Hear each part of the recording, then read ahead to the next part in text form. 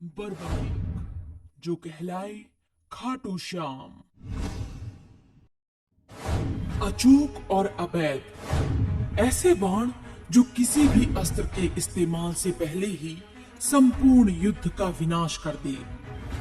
ऐसे थे नवदुर्गा के वो 3 बाण। अगर इन बाणों का इस्तेमाल महाभारत में होता तो निश्चय ही ये युद्ध कुछ दिनों में तो क्या, कुछ क्षणों में ही समाप्त हो जाता। जी हाँ, हम बात करने जा रहे हैं भीम और हिडिंबा के पुत्र और घटोत्कच के पुत्र बर्बरीक की। बर्बरीक को 3 बाणधारी, शीश के धनी और हरे का सहारा खाटू श्याम के नाम से भी जाना जाता है। पर क्या है इस महाशक्तिशाली अजय वीर की कथा, जिसे स्वयं श्री कृष्ण ने महाशक्तिशाली योद्धा की उपाधि दी थी। स्कंद पुराण के अनुसार घटोत्कच के शास्त्रार्थ की प्रतियोगिता जीतने पर श्री कृष्ण ने उसका विवाह दैत्यराज मूर की पुत्री मौरवी से करवाया था। घटोत्कच व माता मौरवी को एक पुत्र रत्न की प्राप्ति हुई, जिसके बाल बब्बर शेर जैसे थे, जिसके कारण उस बालक का नाम बर्बरीक रखा गया।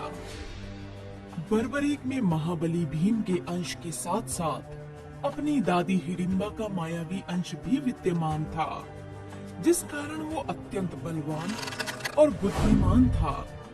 कथाओं के अनुसार बर्बरीक बाल्यावस्था से ही जिज्ञासु था, अतः अपने पुत्र के इस गुण को जानकर घटोत्कच उसे श्री कृष्ण के पास द्वारका ले आए। हे वासुदेव, बार्बरिक में वो सब गुण हैं जो इसे दूसरों से श्रेष्ठ बनाते हैं, परंतु इसकी जिज्ञासा को मैं शांत नहीं कर सकता, अतः आप ही इसका मार्गदर्शन कीजिए। बार्बरिक, तुम मुझे उतने ही प्रिय हो जितने कि तुम्हारे पिता और दादा भीमसेन हैं। तुम अभी गुरु विजय सिद्धसेन की शरण में जाओ, वही तुम्हारी जिज्ञासा शांत करेंगे। श्री कृष्ण की आज्ञा लेकर बर्बरीक गुरु विजय सिद्धसेन के आश्रम जा पहुँचे और उन्हें सारी बात बताई, जिसके पश्चात बर्बरीक ने वहां रहकर अस्त्र शस्त्र व वेदों का ज्ञान प्राप्त किया, परंतु उनके मन की जिज्ञासा शांत नहीं हुई।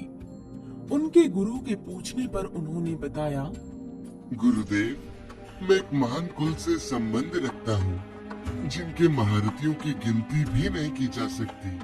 मैं ये सोचता हूँ कि मेरे पास ऐसा कौन सा गुण है, कौन सा शस्त्र है, जो मुझे सही रूप में उन्हीं का वंशज बनाता है।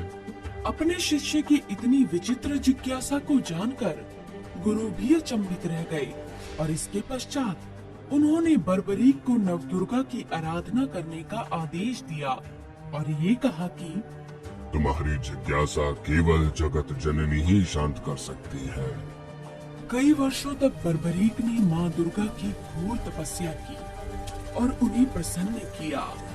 बर्बरीक की तपस्या से प्रसन्न होकर माँ दुर्गा प्रकट हुई और बोली, वीर बर्बरीक, तुम्हारी तपस्या पूर्ण हुई।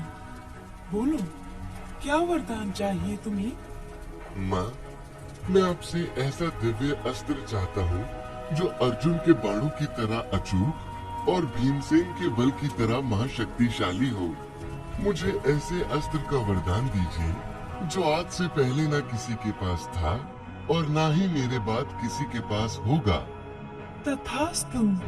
इसके पश्चात आशीर्वाद स्वरूप माँ दुर्गा ने बर्बरीक को 3 अभेद बाण दिए, जिससे वो कुछ क्षणों में ही किसी भी युद्ध को समाप्त कर सकता था। इतने शक्तिशाली बाणों को पाकर बर्बरीक सबसे पहले अपनी माँ मौरवी के पास पहुँचे और बोले, माँ, मेरी बरसों की जिज्ञासा आज शांत हो गई है। अब मैं अपने आप को पूर्ण रूप से पांडवों के कुटुंब का देखता हूँ। ये 3 बाण इतने शक्तिशाली हैं कि अब मुझे कोई भी पराजित नहीं कर सकता। तुम्हें प्रसन्न देखकर मैं भी प्रसन्न हूँ पुत्र, पर मुझे एक वचन दो कि तुम सदैव कमजोरों के पक्ष में ही युद्ध लड़ोगे।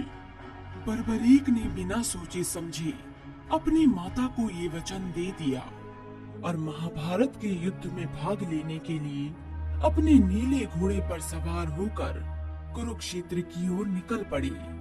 महाभारत की कथा के अनुसार सभी पांडव इस विचार से ग्रसित थे कि कौरवों की महाविशाल सेना के सामने उनकी सेना तिनके मात्र है कि तभी वहां बर्बरीक आ पहुंचे और अपने सभी बड़ों को ये आश्वासन दिलाया कि उसके असीम बल और 3 अभेद बाणों से वो शत्रु की अनगिनत सेना का भी अकेले ही वध कर सकते हैं। जब ये बात श्री कृष्ण को पता चली तो वो बर्बरीक के इस कथन को परखने के लिए उसके पास जा पहुँचे और बोले, पुत्र बार्बिक, मैं अभी इस युद्ध में भाग लेने वाले सभी महारथियों से मिलकर आ रहा हूँ। मैं ये जानना चाहता था कि कौन सा महारथी इस युद्ध को अकेले ही कितने समय में समाप्त कर सकता है।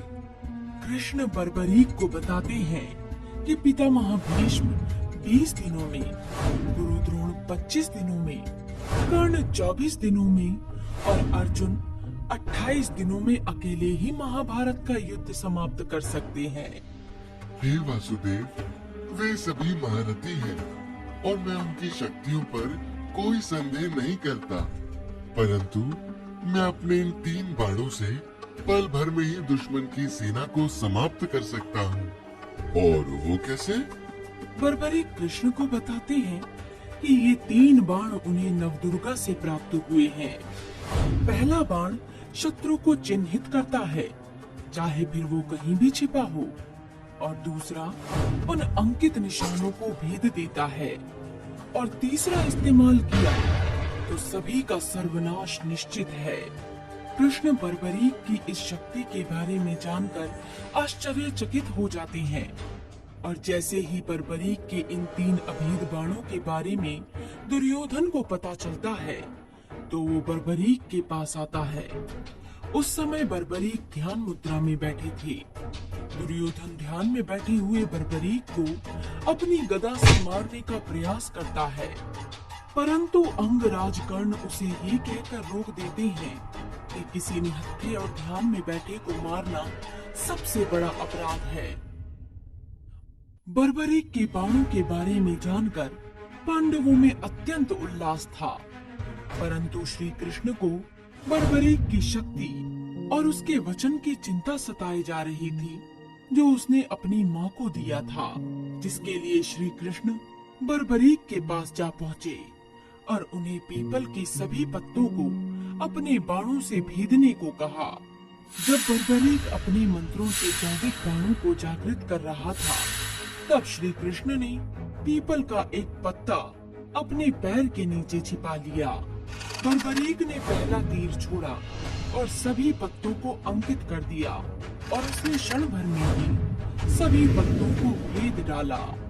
वही तीर अंत में श्री कृष्ण के पैरों के पास आकर चक्कर लगाने लगा, जिससे श्री कृष्ण समझ गए कि अगर बर्बरीक दुर्योधन के पक्ष से लड़ा तो वो पांडवों को कहीं भी छिपा नहीं, उसके बाण उन्हें ढूंढकर मार ही डालेंगे।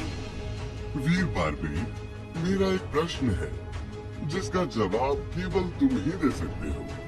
तुमने अपने माता को वचन दिया है कि तुम सिर्फ कमजोर की तरफ से ही लड़ोगे, तो तुम्हारे पहले वार के बाद तो दुर्योधन कमजोर हो जाएगा, अतः उसके बाद तुम उसकी तरफ से अपने कुटुंब के विरुद्ध खड़े होगे। मेरा वचन तो यही कहता है वासुदेव। इस तरह तो तुम दोनों दलों के बीच में झूलते ही रहोगे और अंत में सब मर जाएंगे और बचोगे तो केवल तुम। फिर धर्म युद्ध का निर्णय क्या होगा? तो आप ही बताइए, मैं क्या करूं केशव?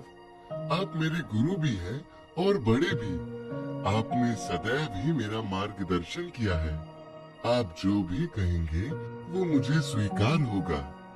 अगर ऐसा है तो तुम्हें गुरु दक्षिणा देनी चाहिए। इसके पश्चात श्री कृष्ण बर्बरीक से उसका शीश गुरु दक्षिणा में मांग लेते हैं, और बर्बरीक तनिक भी संकोच ना करते हुए अपना सर काट कर श्री कृष्ण को भेंट कर देते हैं, जिस पर श्री कृष्ण ने अत्यंत प्रसन्न होकर बर्बरीक से कोई भी वरदान मांगने को कहा। और बर्बरीक बोली, हे श्री कृष्ण, मेरी इस महाभारत के युद्ध को देखने की बड़ी इच्छा है, कृपया कर मुझे ऐसा वरदान दीजिए कि मैं संपूर्ण युद्ध को देख सकूं। हे वीर बारबरिक, तुम महान हो। मैं तुम्हें आशीर्वाद देता हूँ कि तुम्हारी आंखें सारा युद्ध हर बारीकी से देखेंगी।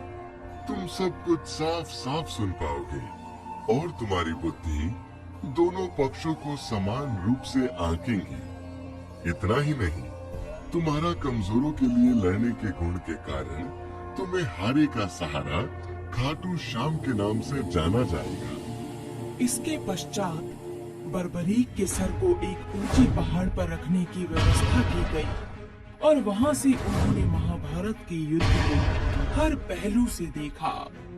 तो मित्रों, ये थी कथा वीर योद्धा बर्बरीक की, जो अगर महाभारत के युद्ध में भाग लेता तो मात्र 1 मिनट में ही सारे युद्ध को समाप्त कर देता।